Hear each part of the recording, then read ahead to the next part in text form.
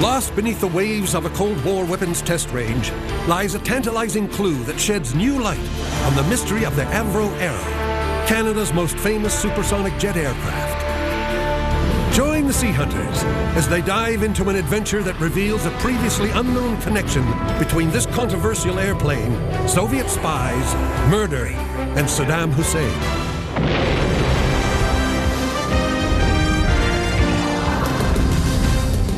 With over 100 million books in print, Clive Cussler is the Grand Master of shipwreck tales and adventure. Director of the Vancouver Maritime Museum, James Delgado is one of the world's foremost marine archaeologists.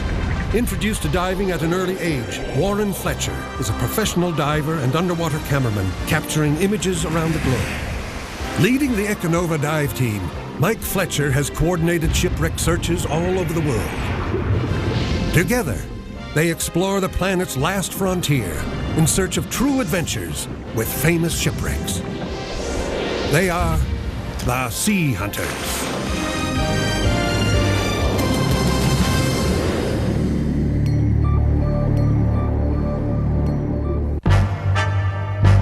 Hello, I'm Clive Cussler. Call it what you will, the jet age, the space age, or the atomic age. With World War II behind us, North America in the 1950s was on the move.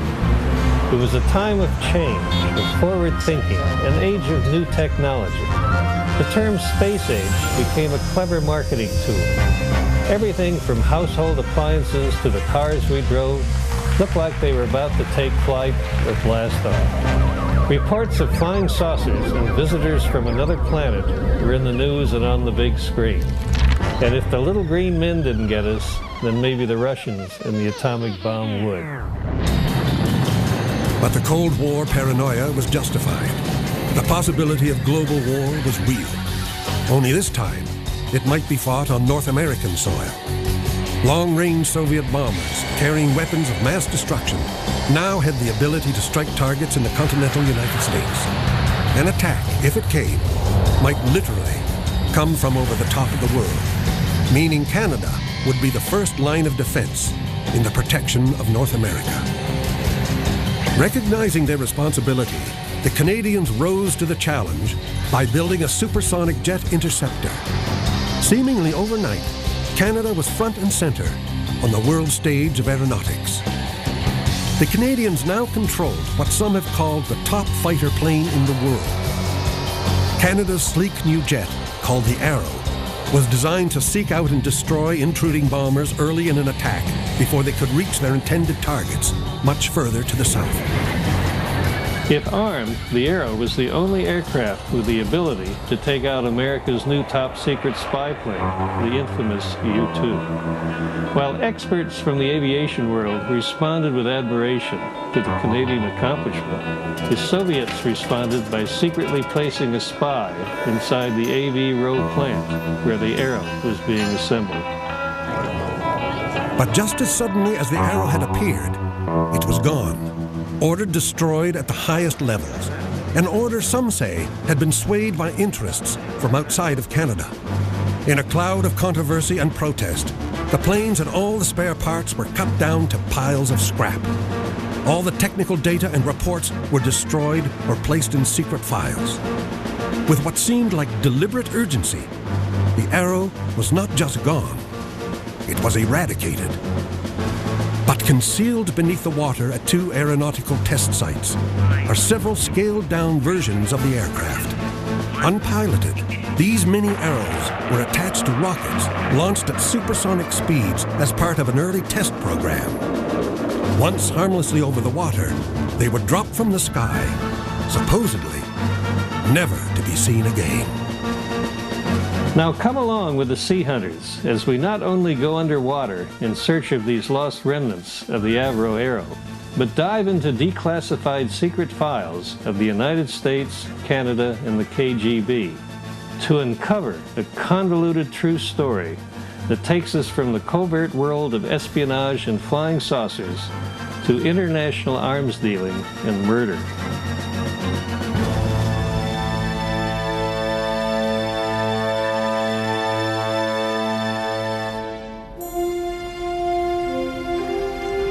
Having just completed their last adventure, sea hunters Mike and Warren Fletcher return to the Great Lakes of North America and tie up at their hometown of Port Dover, Ontario, Canada.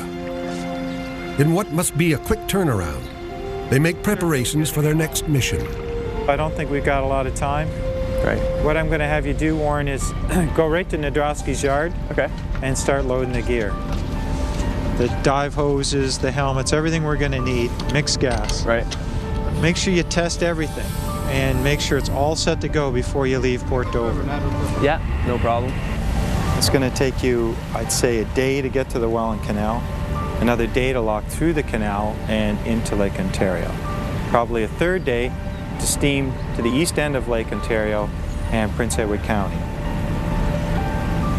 See if you can find a harbor as close as possible to the end of the county. Maybe Wapoos is deep enough to accommodate the Nadro.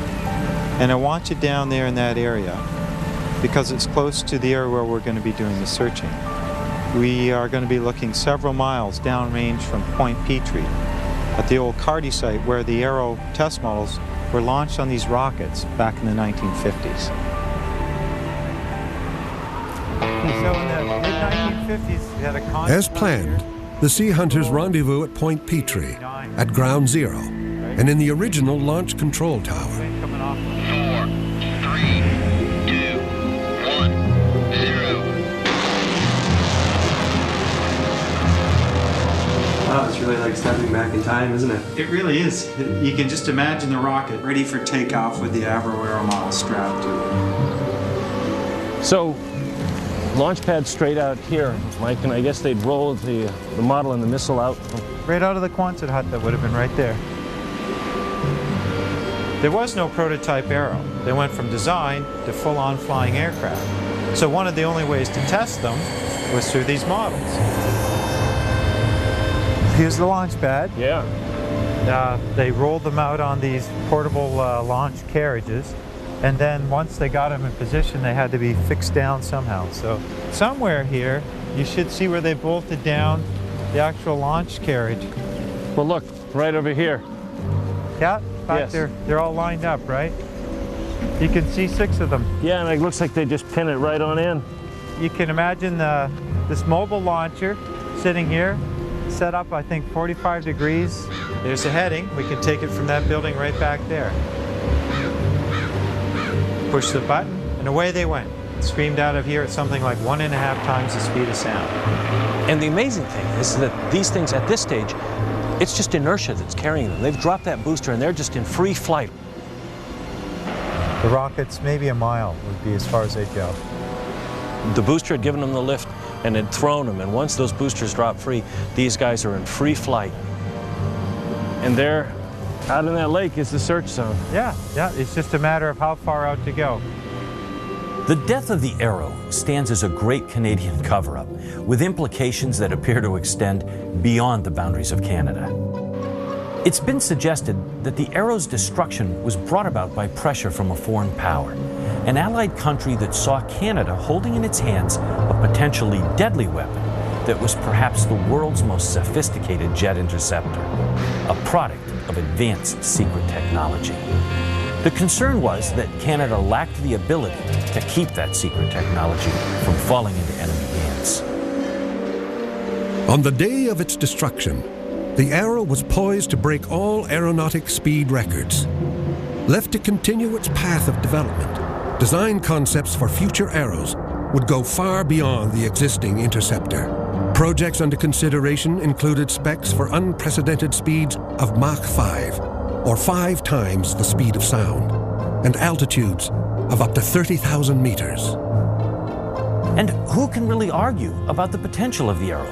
Who can say that it wasn't the greatest airplane of the day for the simple reason that when it was ordered destroyed, all evidence of its existence was thoroughly hidden? Not only were the planes and all the spare parts scrapped, but more importantly, much of the performance data and the reports on the Arrow's capabilities were either locked away from the public in secret files or ordered destroyed.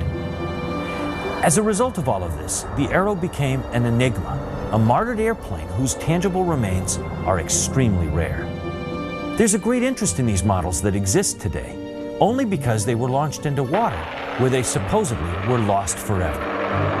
If one or more of these models can be found, they'll provide an important physical link to an aircraft whose legacy is shrouded by controversy. The Sea Hunters aren't the first to go in search of the Arrow free flight models. In the lakeside town of Trenton, we sought out an Arrow enthusiast named David Gartshaw. I'm Mike Fletcher with the Sea Hunters. As a result of a side-scan survey, he had found a target he hoped was one of the models. That's it? See that raised object in that dark circle? Yeah.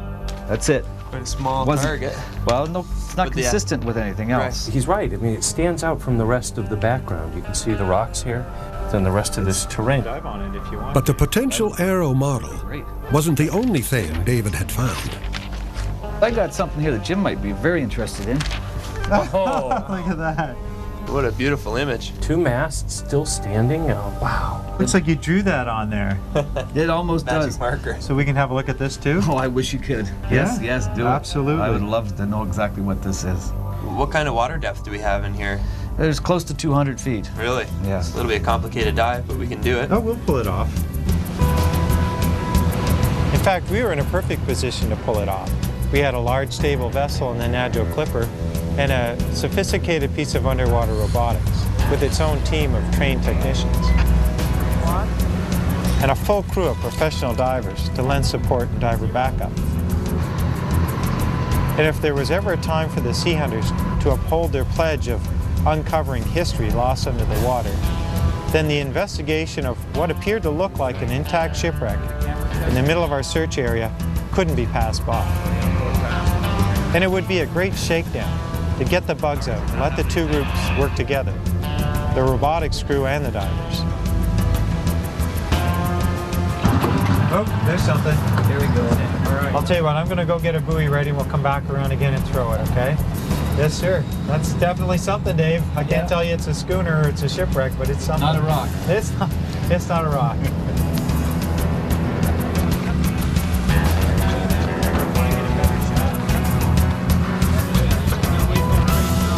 The robotics pilot would fly the ROV, or remotely operated vehicle, into position and locate the wreck in the distance before the diver enters the water.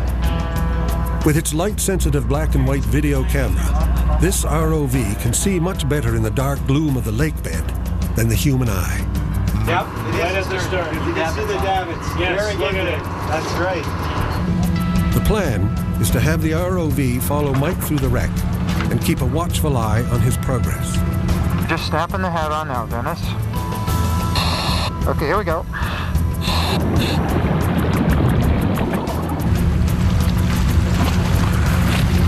Okay, ready to descend, Dennis? Roger, go ahead. Now we're going down. Confirm ROV is ready. ROV's ready. If any problems arise during the fairly complex mixed gas helium dive, the surface crew will be on top of the problem before the standby diver is sent in to help. Just passing 100 feet. Passing 100. Okay, there's something behind me here. Presto, we're on the wreck. Roger, on bottom. And let the ROV come in. Drop down towards the steering wheel if you could, please. Get in real tight. Proceed if you'd like down the rail. Have him stop, Dennis, and have him move in. Jim, you can see I'm at the base of what I would say is the foremast.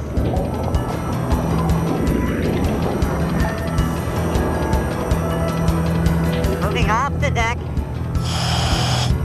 Moving forward towards the bow.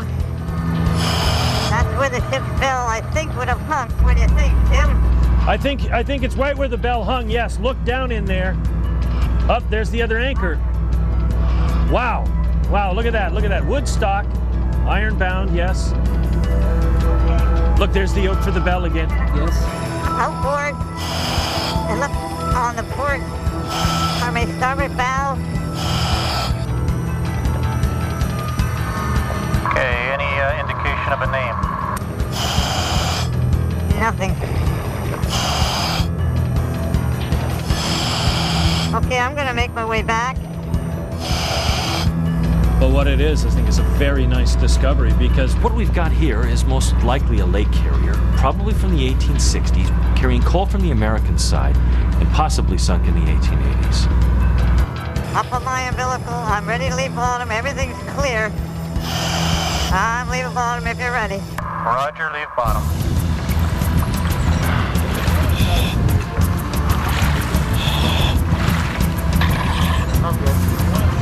In order to avoid the bends or decompression sickness, Mike's deep mixed gas dive requires a visit to the recompression chamber.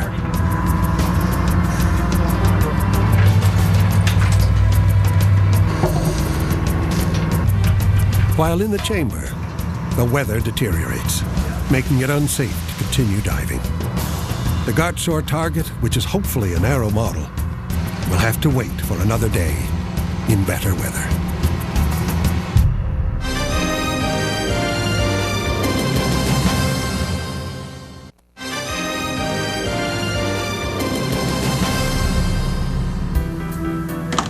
Chance of precipitation 80%. Tuesday night, cloudy with a chance of snow showers. Well, there goes the weather. Oh yeah? Tomorrow's a blow day, is it? Yeah, today, tomorrow, and the next day probably. Well, that's no good. What's the plan? What are we gonna do? Well, I think you and I will go on to Ottawa and look into the free flight model records, see if there's anything else that's been missed. I'm curious, why are we looking for the models? Why aren't we out looking for the actual full-size Avro Arrow? Because they're gone. There's almost nothing left of this airplane except for a few parts in museums. And those models out there are some of the only tangible connections back to this great airplane. Imagine the times, the 1950s, the jet age is on us, and North America is really nervous about an attack from the Soviets. And Canada wants to do its part. It wants to defend its homeland. And they know to do that, they need a great airplane. And they don't just go to France or Britain or the United States and buy one. They build one all by themselves. And it's a great airplane that dies in this storm of controversy. And it all happens because of a company named Avro, right here in Canada. A collection of some of the world's genius when it comes to aeronautical engineering. And they don't just build airplanes. They're building all kinds of weird and interesting things. For instance, outer space and spaceships were buzzwords at that time in history. And you can imagine the public's interest and curiosity in building a real flying saucer. And Avro did just that. They took a contract from the US Army and made flying saucers fly. They didn't fly very well, but they did it. They made them go. And it's all part of this great story, a story that's buried in the archives in Ottawa. And if we're going to understand it, then that's where we got to go. Once inside the National Archives of Canada Library, Mike and Warren meet with author and Arrow expert Palmiro Campagna. Paul, you are credited with having released almost all of the, single-handedly, all of these top secret documents. And in fact, you're the guy who tweaked my interest in this, at least the offshore aspect in the search for the free flight models. Oh, really? Yeah, it was an article you wrote. That was 1988, the engineering magazine for Ontario, yes. And I remember the paragraph. The models await some enterprising underwater enthusiast. Right. Yes. So, Paul, what about this issue that the Americans were concerned that potentially the Avro Arrow at the time was the only plane that could have spied on the American U-2 spy plane? Yeah, well, that's speculative, of course, but certainly if I were the Americans, I would have had that concern. Not so much that the Canadians would have been the ones doing the spying, but if the manufacturing technology that went into the Arrow got into the wrong hands, then the potential enemy would have had that capability. It seemed that the Soviets were interested in the Arrow. Well, they certainly had their moles in the plant, and that comes from KGB records. It comes from other records that were uncovered several years ago and in conversations that I had with ex-military airmen. It really was the time of the Cold War and all this paranoia about who knew what the other country was up to and what they were doing. The most telling evidence of Soviet infiltration in the Arrow story comes from the infamous Matrokin Archive, a collection of top-secret files smuggled out of Russia at the end of the Cold War. This remarkable body of Soviet foreign intelligence includes details of espionage involving the Arrow. This was spy versus spy versus spy, Cold War paranoia, moles in the Avro plant. advanced technology at stake. All those issues came to play. And the threat that there would be this nuclear holocaust that would happen over the top of the Earth. And Canada had to have an airplane that they thought could take out those bombers. That's right. I guess at the end of the day, what everybody really wants to know, Paul, was the Avro Arrow really as good a plane as we all hoped it would be? Yeah, there's no question about it. We have the international press, the experts in the field of aviation that said it was that good. They analyzed it. But we also had the United States Air Force, as well as the Ministry of Defense officials who came to Avro, looked at all aspects of it, compared it to their own aircraft, and concluded that it was better than anything that either country had. Absolutely. And that's taken right from some of the secret and top secret files that you've uncovered. That's correct. The secret documents that prove that. But if that's the case, then why did it get terminated?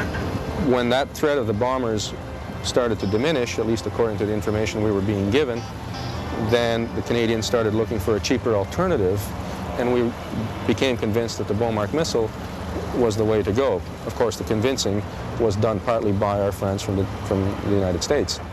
So why take it to such extremes? I mean, it's one thing to cancel a program, but why destroy all the paperwork? Yeah. Why destroy the aircraft to the point where it doesn't exist anymore? Yeah, the best that I could find out on that score is very simply is that you have a fairly advanced piece of equipment sitting there. How do you protect it? What do you do with it? The bottom line seemed to be that the best recourse was to just destroy it, take it apart and get rid of it. Is there any pieces that survive still from the Arrow, or is this the only bit? Pretty much what you see here is basically it. The nose section here, there's an engine in the back, some wingtips, but... except for the one that flew away. Yeah, and that's an interesting rumor that's been around because of the photos of the destruction of the Arrow on the tarmac, where there's quite obviously one of them missing and nobody knows where it is. Was it still in the hangar, being dismantled in the hangars, or what? So the mystery remains. So this is the Beaumark missile, 2 ramjet engines on the side. It's basically a rocket and designed to attack the manned bomber. So this would be a surface-to-air missile then? That's correct. So in effect, the weapon we traded the Avro Arrow for. That's right. For the Arrow to be a great weapon, it had to have a great weapon system. In Trenton, Ontario, we found what is believed to be the last surviving Velvet Glove missile.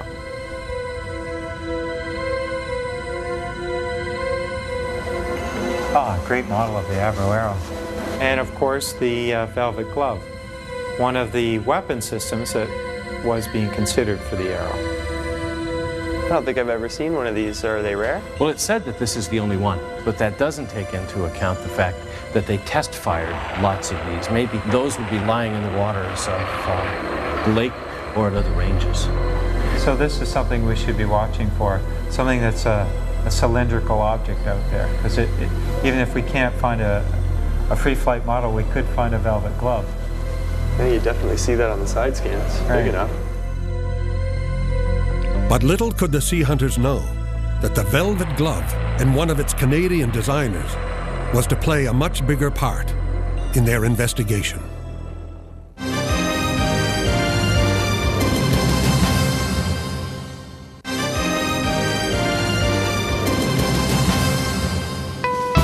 Finally, the weather back in Lake Ontario settled down, and we were ready to resume our search.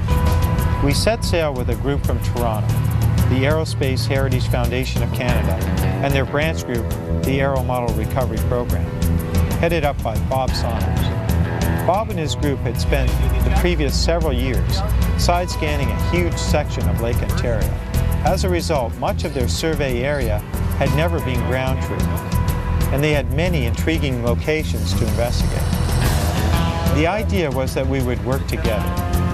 Throughout the day, we worked side by side. They would supply the locations, and we would supply the natural clipping with an ROV and its crew to investigate their targets. The targets are just in front of us. There's a couple of them. There's multiple targets in this spot. What about this? Slow down at that one there. Slow down at this one. Slow down at this one. Slow down. No, that's the first triangular rock. Are you sure? Yes, wait a minute. We're looking at it at a different angle here. That does look very different. Can you get the metal detector on that, please? This is a different angle here, Jim. Yeah. That does look encouraging. Very encouraging. That does look very different. Can you get the metal detector on that, please? Get the metal detector on that. Sure. This is very good. Oh, is it ever? That's something that's looking very nice. We're not taping right now, are we? We need to switch that and give me a shorter. Well, that's going to be the most encouraging target that you've seen in all your searches. Yeah. Because I'm looking at it. It's definitely a delta wing shape, isn't it?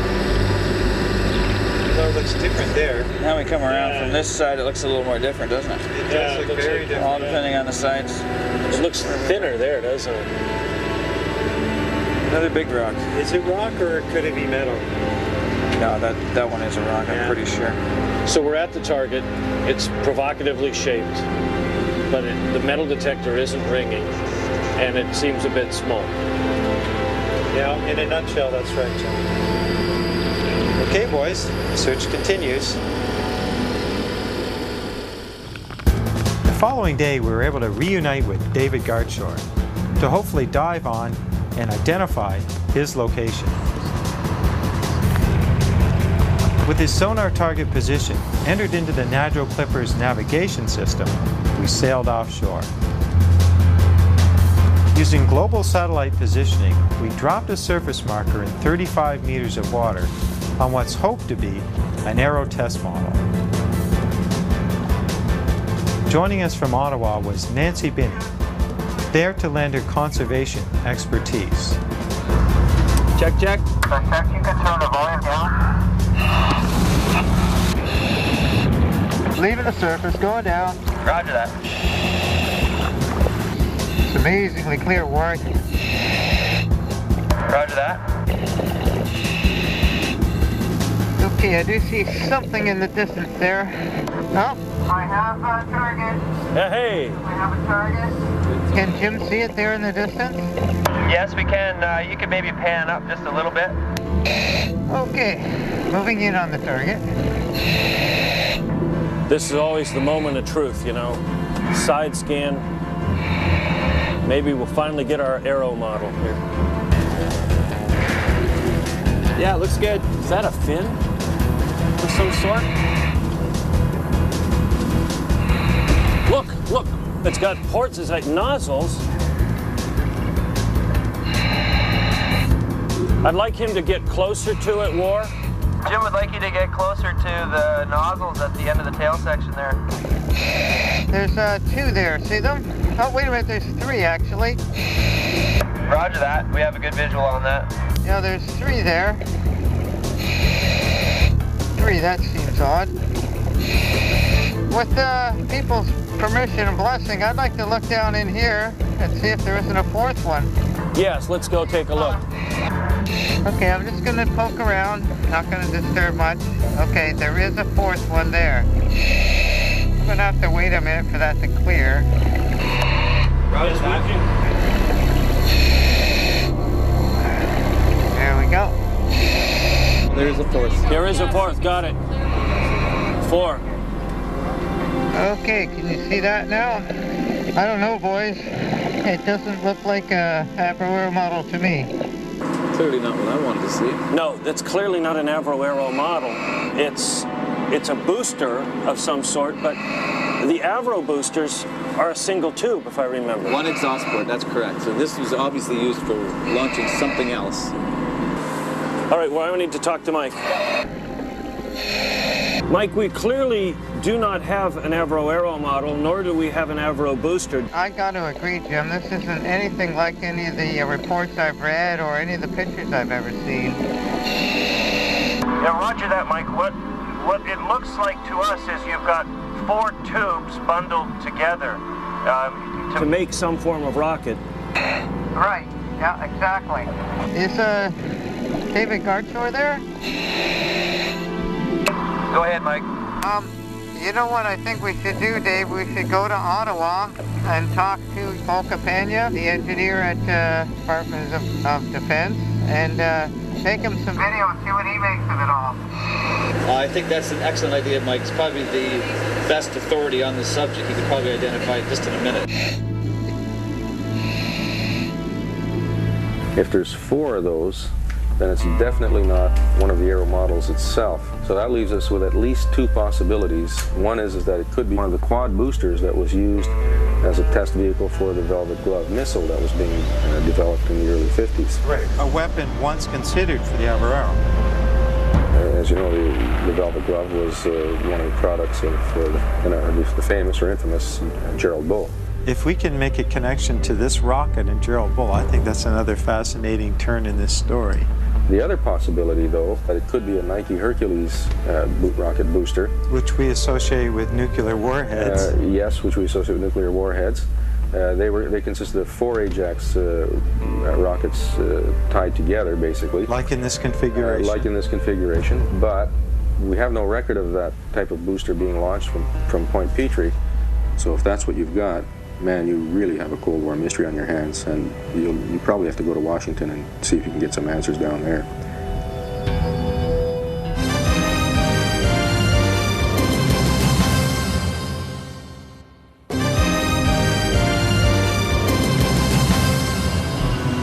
Following up on Paul's advice and seeking answers to the new mystery, the Sea Hunters traveled to the U.S. capital of Washington, D.C. While there, they attend high-level meetings at the Pentagon. Apart from that meeting, and later that day, the group learned that besides the launching of Arrow models in Lake Ontario, 2 additional models were launched in the United States in the 1950s at an early Nassau test range. Guys, I'm going to uplink with Clive. There, it's ringing. Hello. Hey, Clive. Mike here. Oh, hi, Mike. We had an interesting development in our dives last week in Lake Ontario. We've investigated some targets, but as of yet, we don't have the free flight model located. We're going to send you some images, and if you look on your screen right now, you should see it. That one right there. You see that? Oh, just a wild guess. Judging from those funnel extensions there, it looks like a rocket engine. What we did, Clive, is we uplinked with our guy in Ottawa, Paul Capagna, the Arrow expert, and he says what we definitely have is a 4-engine rocket booster, not a Nike Hercules, but in fact a Canadair rocket. They were used in the launching of test flights at the same site in Picton for the Velvet Glove. That was an air-to-air missile. Okay, refresh me on the Velvet Glove. Yeah, Clive, in the Velvet Glove, which is being considered as the weapon system for the Avro Arrow, they fired about 28 of these things out there into the lake out of Picton, so we might have that many boosters sitting in the water. Well, it'd certainly be an interesting part of history. Yeah, well, here's the kicker. The young genius who was working on this Velvet Glove was none other than a guy by the name of Gerald Bull. Gerald Bull, wasn't he that fellow that was coming up with some super, gun for Saddam Hussein, a cannon? Yep. Yeah, that's right, Clive. The same guy.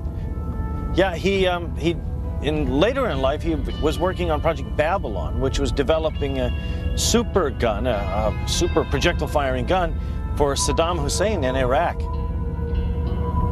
Clive, as you know, Gerald Bull was murdered. Most people believe because of the work that he had done for Saddam Hussein in building the super gun. But we have a new theory. We think that there may be a connection between his murder and this 4-engine rocket that we've identified now in Lake Ontario. I mean, this story has gone from Lake Ontario to Virginia and now to the deserts of Iraq. The connection's there, but just exactly where it goes is a mystery. Well, we'll keep you posted. Good. I'd like to, learn how it all comes out. I'm going to sign off for now, Clive. Okay, well, take care, Mike. Signing off. The Sea Hunters leave Washington with permission from the U.S. authorities to dive and investigate the waters off Wallops Island, Virginia. Beginning in 1945 and through to the millennium, 14,000 rockets and test prototypes were launched at this early Nassau test site. Here in the spring of 1956, 2 of the Arrow models were test launched into the Atlantic Ocean and were never recovered.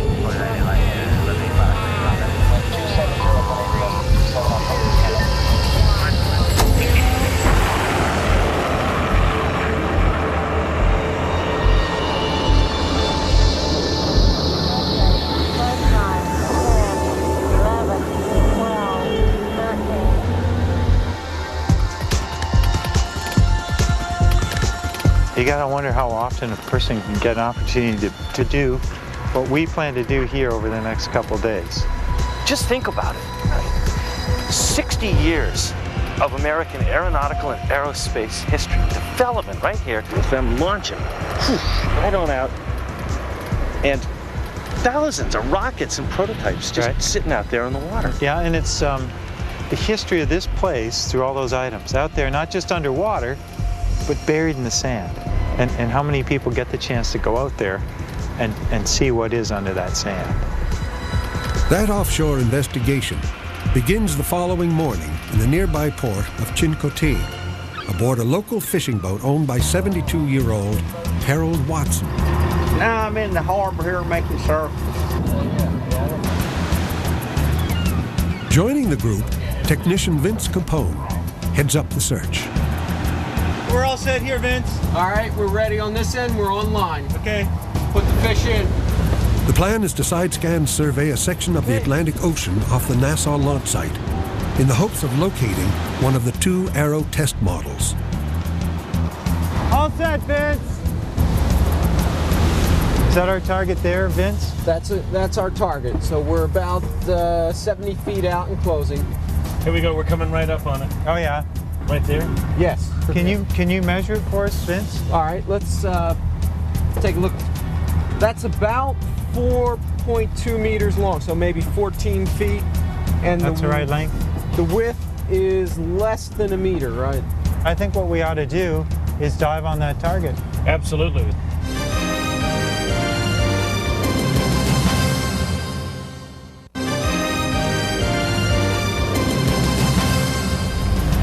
Throw the buoy! Buoy's in the water. Stand by, Harold. I hear you. He's got the line. Go ahead, kick it ahead. Okay, you can go.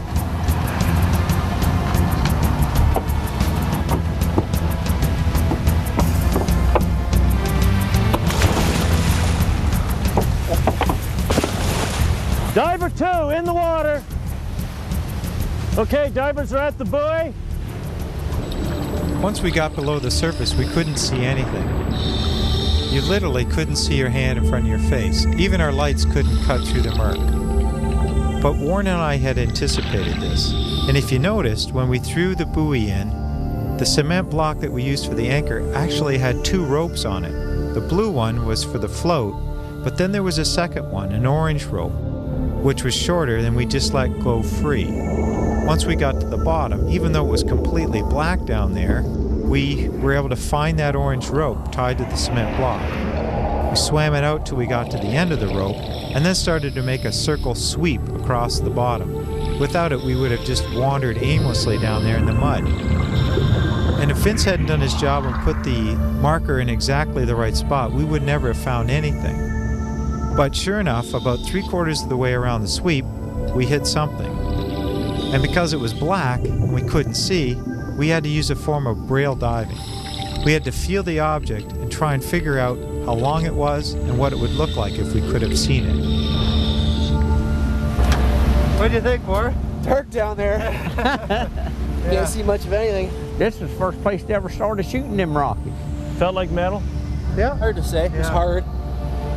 Yeah, that's quite long. It couldn't be nothing else but a rocket. Perhaps what we had found was a rocket booster for some sort of prototype test. Just when it was launched was hard to say. What we knew from speaking with Harold was that in the past he had been involved in the recovery of rockets on behalf of the Wallops Island authorities. The water wasn't going to clear up any time over the next few days, so there was no point continuing the search. But because we were still there on the East Coast, we decided to pay a visit to Dr. Charles Murphy, who was a lifetime friend and colleague of our fellow Canadian, the man who created the supergun, the late Dr. Gerald Bull. Gerald Bull was a very close friend of mine, and we worked together since we were 28 years old till he died at 62. I know before you met Jerry that he was somehow connected to Avro and the Arrow itself. The Avro Arrow was of great interest to Jerry. He was very impressed by it. He was very concerned about the Canadian government essentially terminating the program because it essentially terminated most of the high technology aeronautical work going on in Canada. He also was especially encouraged to work on what was known as the Velvet Glove. The Velvet Glove was an air-to-air missile which some felt would be the appropriate armament for the Arrow.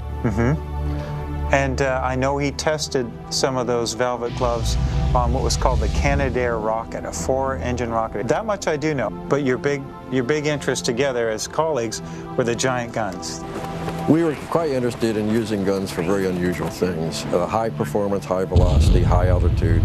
Certainly it's my understanding that Jerry Bull's work and activities in Iraq were to simply build a satellite launcher and not a weapon. Is that your understanding? Jerry's work on what was called Project Babylon, the 1-meter large gun, only made sense as a satellite launcher.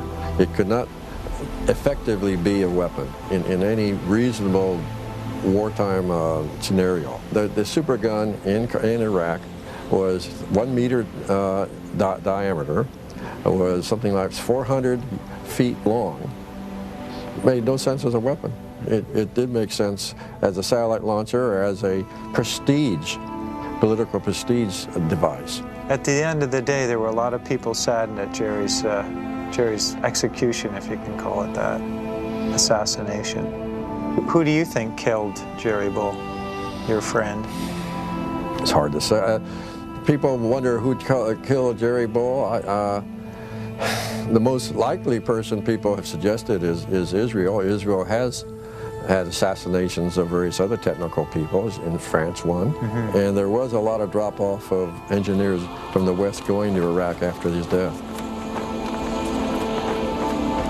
Gerald Bull had a long career in weapons design and development, and at the end of his life was building weapons for Saddam Hussein. Most people know about the satellite launching supergun that he was developing, but little known to the public, in return for working on the supergun, he was to assist in the Iraqi space program, in the production of the first stage of a rocket that could have been used in the delivery of warheads. That first stage engine was to be built by bundling multiple Scud missiles into a single package.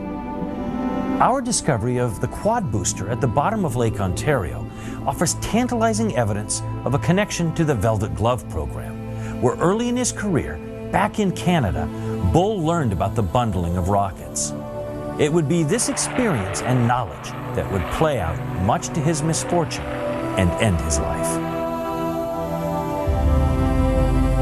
There exists a striking parallel between the stories of the engineering marvel that was the Arrow and the weaponry genius, Dr. Bull. Both were products of Canada. Both represented great technological advancements that were innovative and state-of-the-art. And both were victims of the high-stakes game of international arms development. You know how, if you've got a big computer industry, you're a big important country. If you had a big aviation back then, you were an important country. You were a player in the world stage if you had an aviation industry, because that was the cutting edge of technology. The day the Avro Arrow was canceled, I've heard it said that that was the end of optimism in Canada. Just like to say that I feel Mr. Diefenbaker has sold his country and his fellow Canadians down the river to American interests. I just have a couple of words to say to Mr. Diefenbaker. Be a Canadian, buy Canadian. You know, Jim, I spent my whole life back in Canada growing up hearing from Canadians how Washington destroyed the Avro Arrow. You know, it's really easy to think of the big superpower exerting some influence over another country, and it's not to say that the United States hasn't done that, particularly with some of the neighboring countries. That's a great thing for anybody who loves a conspiracy theory, but... Don't get me wrong. I don't think that America maliciously killed the Avro Arrow. I think the American aerospace industry didn't like to compete with a plane like the Arrow, but I don't think that it was something malicious on the part of Washington. I think that Canada and a few powerful Canadians didn't believe in their own product. As more secret files are revealed to the public, it is increasingly obvious that the Arrow was a great airplane and not flawed, as the public was encouraged to believe. And the cancellation of the Arrow program, it is a blow to the national psyche. It's a tremendous blow to Canadian pride. And when something like that happens, people say, you know, who did this to us?